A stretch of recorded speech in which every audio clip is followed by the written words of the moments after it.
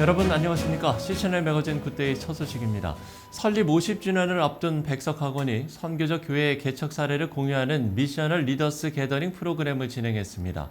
이번 컨퍼런스는 개척에 힘쓰는 젊은 목회자들에게 격려를, 기성 목회자들에게는 새로운 영감과 도전을 전하기 위해서 마련됐습니다. C채널 취재팀이 보도합니다.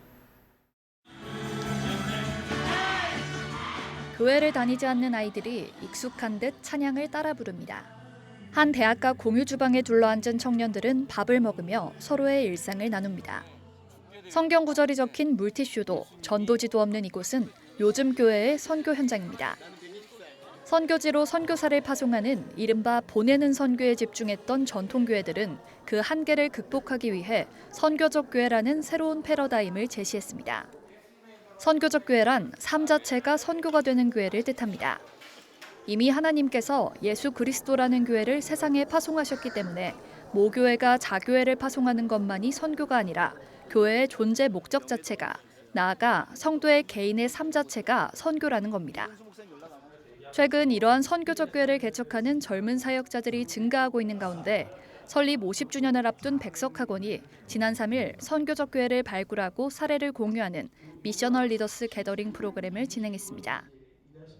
경기도 화성에서 진행된 이번 프로그램은 백석교단 내에서 선교적 교회를 개척한 젊은 사역자들이 모여 서로를 격려하고 기성세대 목회자들에게도 새로운 도전과 영감을 주기 위해 마련됐습니다.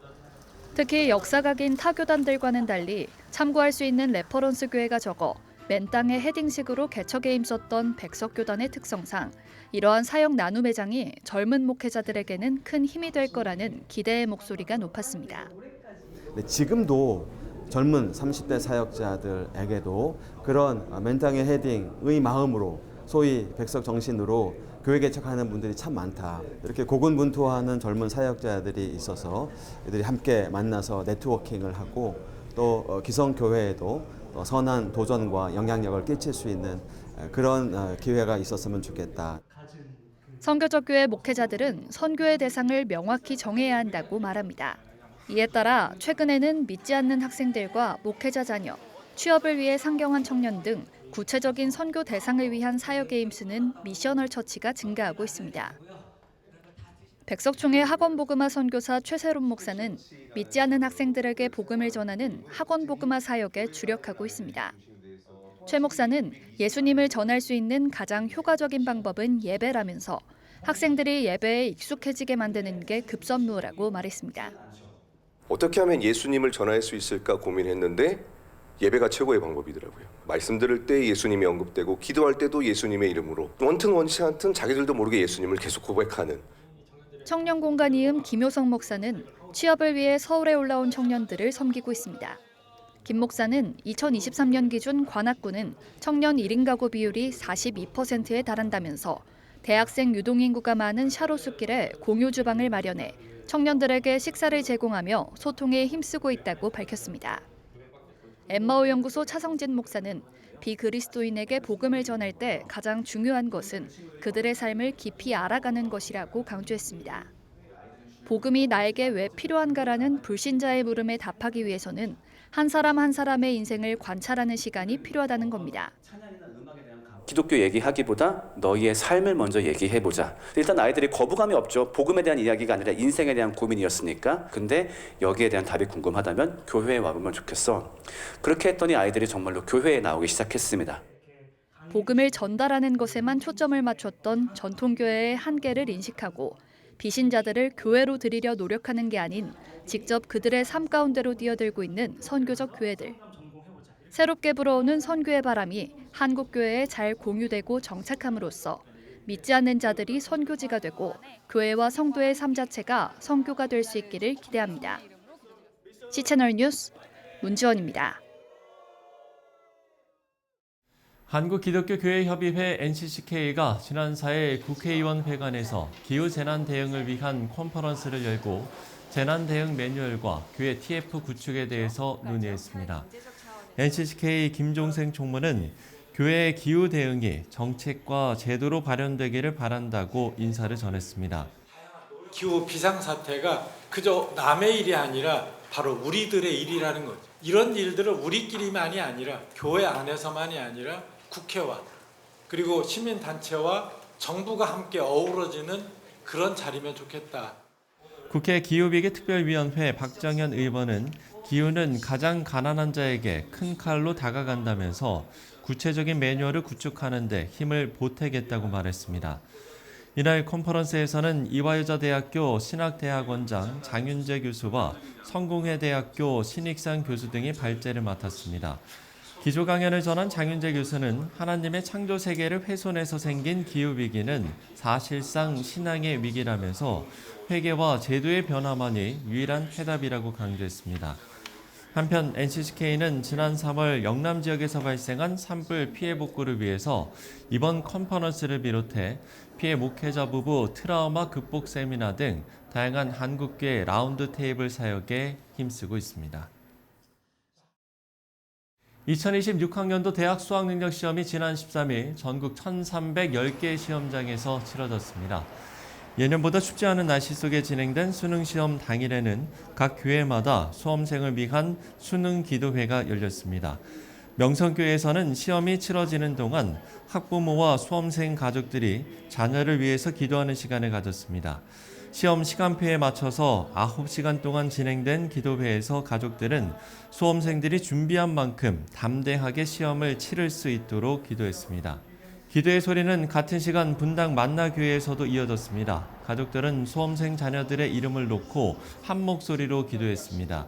이외에도 오륜교회와 미사강변 우리들 교회 등 전국의 여러 교회에서는 수험생들을 위한 기도회와 다양한 프로그램 등 응원이 이어졌습니다. 참석한 학부모들은 자녀들이 경쟁적인 입시에 내몰리기보다 하나님께서 주신 은혜 가운데 수능을 지나 선한 영향력을 주는 사람이 되길 기도했습니다. 네, 매달 성도들이 읽으면 좋을 기독교 서적을 안내해드리고 있습니다. 김지은 PD가 정리했습니다. 이 책은 16세기 종교개혁과 제3대파 운동, 그리고 메노나이트 교회의 형성과 그들의 한국 구호 사업을 소개하는 안내서입니다. 메노나이트 교회는 어떻게 신앙과 양심의 자유를 고양하고 산상수훈을 문자적으로 지킬 수 있었는지에 대해 다루고 있습니다. 평화주의 공동체를 세워나갔던 신앙 선배들의 모습에서 복음 전파와 사회 봉사, 시대적 사명에 응답했던 그들의 뜨거운 열정을 느껴보시길 바랍니다. 저자의 여행 경험과 함께 신앙의 발자취를 남긴 인물들의 이야기를 생생하게 담은 책이 출간됐습니다. 종교개혁가 루터부터 훈맹정음 창시자 박두성까지 낯설기도 하고 익숙하기도 한 대한민국 신앙의 역사가 담긴 70여 곳의 탐방지를 조명합니다. 그들의 고난과 시련, 믿음의 승리를 통해 우리의 신앙 여정을 돌아보는 시간을 가지며 영적 깨달음을 얻게 되시길 바랍니다. 포도원교회 김문훈 목사가 우리를 살리시는 하나님의 권능과 사랑을 선포하는 메시지를 담은 책을 펴냈습니다. 책은 막막하고 절망적인 상황 속에서도 희망을 붙들고 일어서는 법을 성경적으로 제시합니다. 낙심한 이들에게 따뜻한 위로와 함께 하나님의 놀라운 회복을 경험하게 하며 우리의 영혼, 가정, 사역, 교회까지 다시 생명을 얻도록 은혜를 끼치고 있습니다. 직장이라는 삶의 가장 큰 무대에서 신앙을 어떻게 실천할지에 대한 현실적인 가이드를 담은 책이 출간됐습니다. 저자는 일과 신앙의 분리나 갈등 대신 두 영역을 통합하는 건강한 관점을 제시합니다. 직장에서 발생하는 실질적인 문제에 대한 해답을 성경적으로 찾고 일터에서 하나님의 영광을 드러내는 기쁨을 누리도록 돕고 있습니다. 신앙생활의 본질이자 능력이 되는 것은 무엇이라고 생각하시나요? 신앙생활의 능력이 성령의 임재와 성령의 충만함이라고 말하는 책은 막연하게 느끼던 성령을 구체적이고 실제적인 경험으로 이끌어줍니다. 성령을 받을 때 일어나는 삶의 변화와 능력을 성경적 예시들을 통하여 우리의 믿음을 다시 깨우고 성령의 시대를 사는 그리스도인의 사명을 다시 확인해 보시기 바랍니다.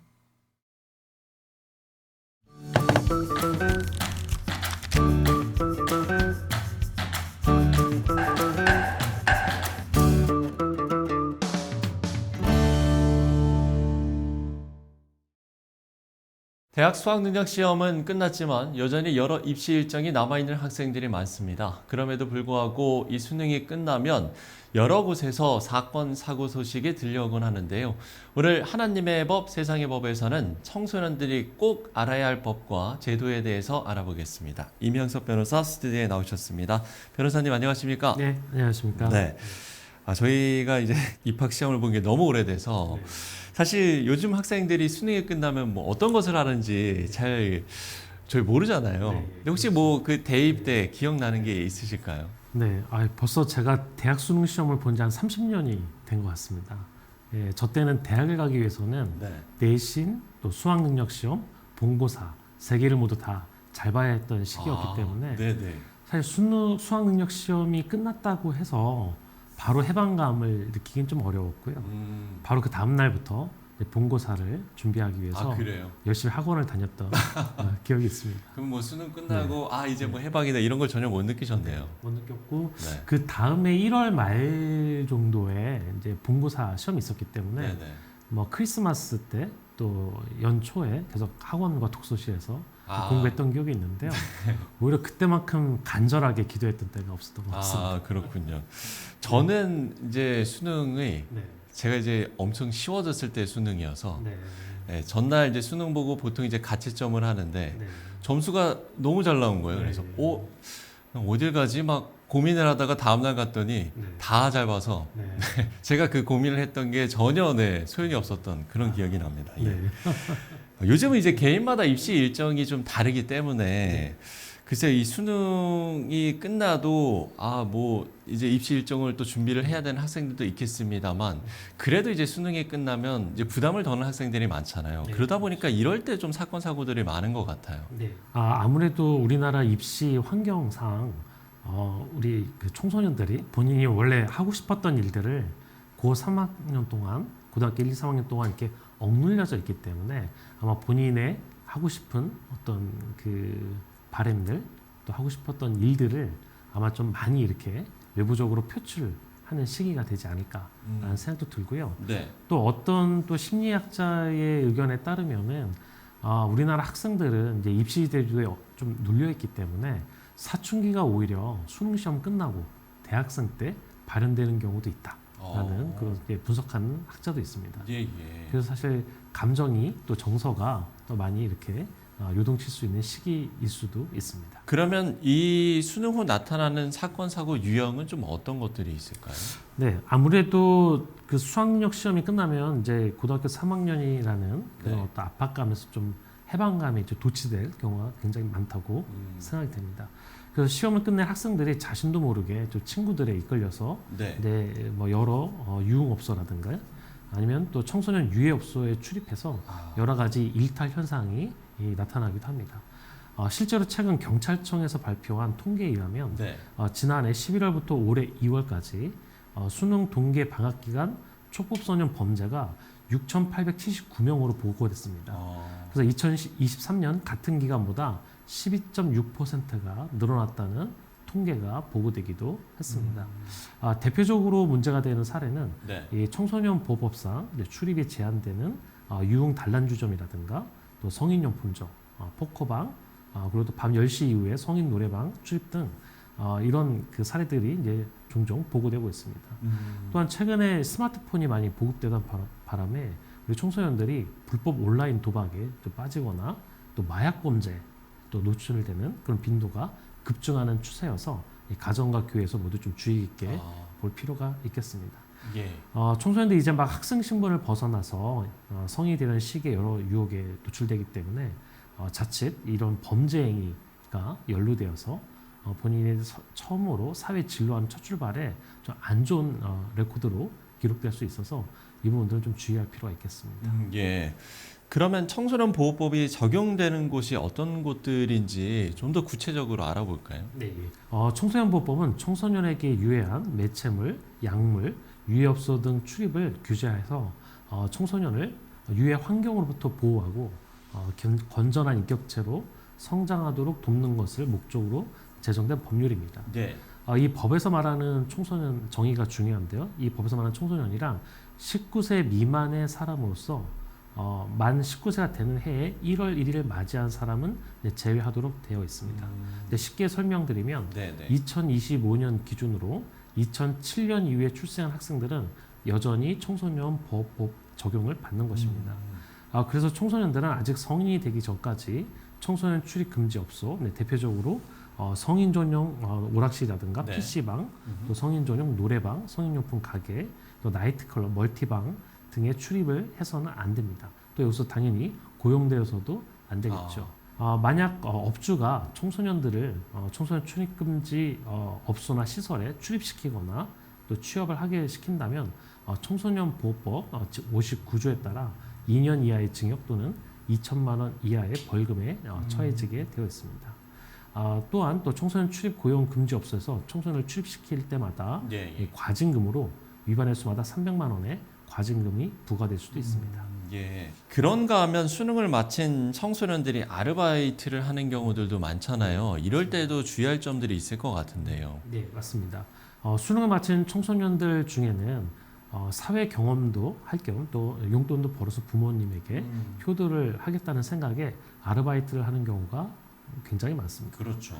이 경우 청소년들이 취업하려고 하는 곳이 일단 청소년 유해 업소가 아닌지 먼저 확인할 필요가 있겠습니다. 그리고 우리가 간과하기 쉬운 한 가지 사실이 있는데요. 우리나라도 근로기준법상 만 15세 이상부터 근로가 가능하기 때문에 15세 이상 18세 미만의 청소년이라 할지라도 근로기준법에 적용을 받아서 최저시급의 혜택을 누릴 수 있다는 것입니다. 다만 청소년들은 청소년의 성장기가 있기 때문에 근로기준법상 하루 7시간, 주 40시간 이내로 근로조건이 제한된다는 점은 또 알 필요가 있겠습니다. 그리고 오후 10시부터 오전 6시까지 심야 근로와 또 휴일 근로는 부모 또는 법정 대리인의 동의가 있다 하더라도 원칙적으로 좀 금지되기 때문에 이 부분은 좀 엄격한 요건을 갖춰서 실시할 필요가 있겠습니다. 예. 본인이 이제 내적으로 성장하기 위해서 본인이 노력해야 될 부분도 있겠습니다만 교회의 역할도 상당히 중요할 것 같거든요. 네. 사실 우리나라의 그 과거 이제 교육제도에서는 학교에서 이 배움의 기회뿐만 아니라 사실 인성교육도 일부 같이 포함돼서 진행되는 경우가 많이 있었습니다. 그런데 좀 시대가 이제 변함에 따라서 우리 공교육도 약간 기능주의적으로 좀 바뀌는 경우가 많이 있어서 또 학교의 또 물리력의 한계로 인해서 아이들 한 명 한 명을 인격적으로 또 대하거나 아니면 그 인성교육까지 좀 완벽하게 해줄 수 있는 경우가 사실 쉽지는 않은 것이 현장입니다. 그래서 이런 부분들은 사실 교회가 담당해 줘야 됩니다. 그래서 우리 학생들이 수능 시험이 끝나서 해방감과 일탈감에 젖어들어서 본인도 모르게 그런 어떤 유혹이라든가 어떤 범죄에 연루되지 않도록 또 아르바이트를 통해서 잘못된 물질관이 먼저 들어가기 전에 먼저 교회에서 우리 청소년들이 앞으로 인생을 어떻게 살아가야 될지 하나님이 주신 소명이 무엇인지를 바로 정립할 수 있도록 세계관 교육, 또 물질관 교육을 교회에서도 좀 실시할 필요가 있다고 생각합니다. 예, 공교육이 채워주지 못하는 부분들 우리 교회가 또 크리스천들이 채워줘야겠다는 이야기까지 들어봤습니다.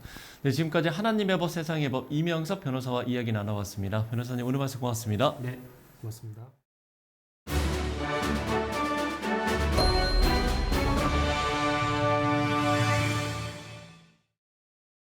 앞서 이야기를 나눈 것처럼 수능 시험 이후 눈에 보이는 점수보다 더 중요한 건 보이지 않는 믿음을 지키는 것일 겁니다. 하나님 안에서 빛나는 20대 청년들이 더 많아지길 기도합니다. 시천의 매거진 굿데이 오늘 순서는 여기까지입니다. 시청해주신 여러분 고맙습니다.